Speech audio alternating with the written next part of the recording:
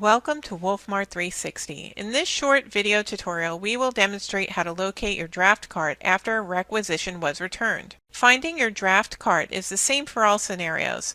The most common reason your order will end up back in your draft cart is because your order was returned to the original requisitioner.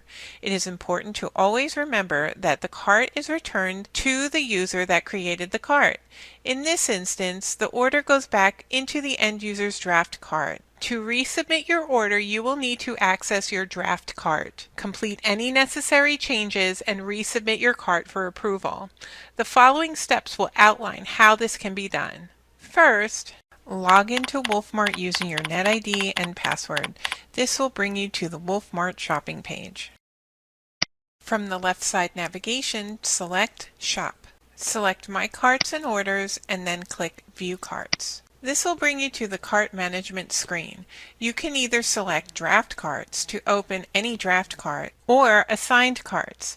Note, to make any changes to an assigned cart, simply click on the assigned cart to open it and click under Actions Unassigned, then make your changes and assign the cart again. To open the draft cart, click on the cart name.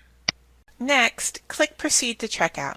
This will bring you back into the requisition where you can make any changes and updates or modifications, like changing the account code or changing the commodity code. Then resubmit the order to continue through the regular requisition workflow, or reassign the cart to another user to proceed. This completes the video tutorial on how to locate your draft cart.